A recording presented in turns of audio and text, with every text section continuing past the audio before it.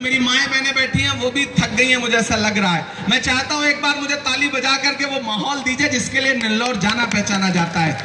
Election सिर्फ vote देने का नाम नहीं है नेल्लौर वालों, इलेक्शन सिर्फ वोट देने का नाम नहीं है, सपोर्ट देने का भी नाम है। जब तक आप इस इलेक्शन को खुद कोप्पल राजू बन के नहीं लड़ेंगे, राहुल गांधी बन के नहीं लड़ेंगे, इमरान प्रतापगढ़ी बन के नहीं लड़ेंगे, तब तक इस इलेक्शन में फासिस्ट ताकतों को हराना मुश्किल है। इसलिए मैं आपसे वो जोश, वो जज्बा मांगता हूं जिसके लिए नेल्लौर जाना पहचाना जाता है। मैं पढ़ता हूं, मैं अपनी जबान में बात करने की कोशिश करता हूं। आपने बहुत भाषण सुन लिया, मैं थोड़ी थोड़ी शायरी भी सुना देता हूं, वरना आप कहेंगे बहुत दूर से आया था, ये भी भाषण पिला के बाकी नेताओं की तरह चला गया। तो मैं ऐसा नहीं करना चाहता, मैं चाहता हूं कि थोड़ी शायरी भी आपको सुना दूं कि कहां सोया है चौकीदार, कहां सोया है चौकीदार, विजय माल्या नाक के नीचे से हो गया फरार, कहां सोया है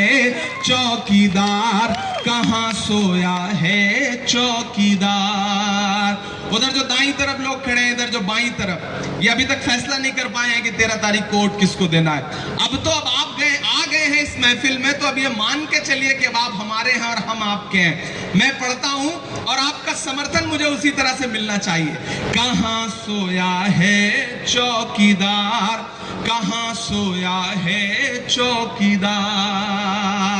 नहीं, नेल्लौर आकर के आप जब भाषण दे रहे हो और पसीना ना छूटे, ये कैसे हो सकता है? नेल्लौर सरजमीन ही ऐसी है कि अच्छे अच्छों का पसीना छुड़वा देती है। मैं जानता हूं, इस सरजमीन को सलाम करता हूं। नया पाने की चाहत में पुराना छूट जाता है, तुझे अपनाऊं तो मुझसे जमाना रूठ जाता है। मोहब्बत पढ़ने लिखने में बहुत आसान है, लेकिन मोहब्बत को निभाने में पसीना छूट जाता है। मैं निभाने की कोशिश करता हूं, थोड़ा आप भी निभाएं।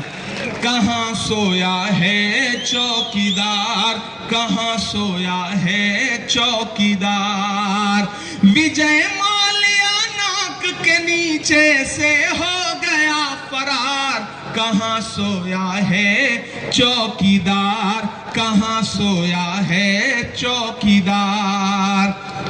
अगली जो लाइन है उस पे तैयार रहिएगा, आपकी तालियों का शोर जो है वो दिल्ली तक जाना चाहिए, जो मैं पढ़ने जा रहा हूं कि चाय बेचने वाला, ये अब समझ में आया, अब लगा कि आप समझदार लोग हैं, कि चाय बेचने वाला, बहुत शुक्रिया, मोहब्बत आपका, बहुत शुक्रिया, कि चाय बेचने वाला पूरा भारत बेच रहा है। सही कह रहा हूं कि नहीं कह रहा हूं? सही कह रहा हूं ना?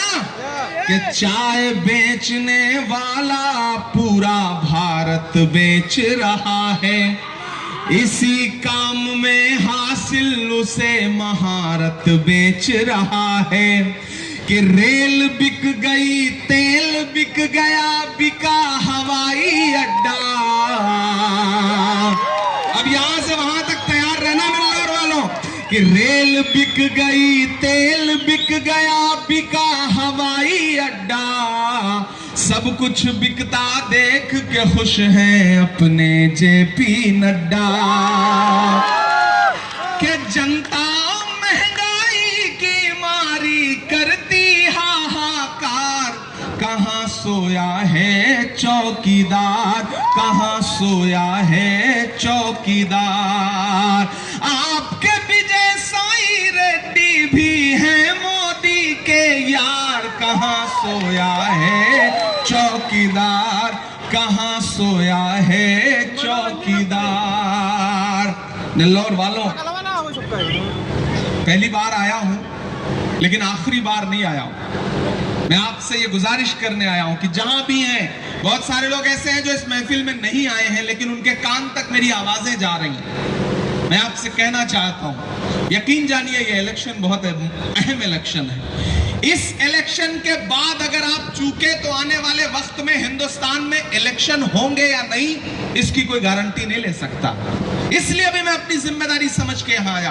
मैं बहुत दूर से सफर करके आया हूं, मुसलसल कई रातें हो चुकी हैं, सोया नहीं हूं, लगातार सफर कर रहा हूं। चेन्नई लैंड किया, चेन्नई से बाई रोड आ रहा हूं, फिर वापस जाऊंगा, फिर कल गुंटूर जाऊंगा, फिर वहां से पुणे जाऊंगा। मुसलसल अपनी नींद कुर्बान करके क्यों भाग रहा हूं? क्योंकि मैं चाहता हूं कि आने वाली 20 साल बाद जब मेरी नई नस्लें मुझसे पूछें कि जब मुल्क में तानाशाही हावी हो रही थी तब तुम क्या कर रहे थे, तब मैं उनसे कहूं कि तब मैं घर नहीं बैठा था, मैं अपना खून पसीना बहाते हुए हिंदुस्तान की सड़कों पर तानाशाही के खिलाफ आवाज उठा रहा था और हमने उस तानाशाही को रोका। लेकिन आपको भी जज्बाती नहीं होना है, आपको बहुत समझदारी से फैसला लेना है। जब 13 तारीख को बूथ पर जाओ तो ईवीएम का बटन दबाने से पहले एक बात सोचो कि वो आदमी आपका मेंबर ऑफ पार्लियामेंट कैसे हो सकता है जो ट्रिपल तलाक से लेकर के बाकी जितने भी बिल आए हैं उस हर बिल पर भाजपा के साथ खड़ा था। मेरी आंखों ने देखा है, मैं जमानत लेके ये बात कह रहा हूं।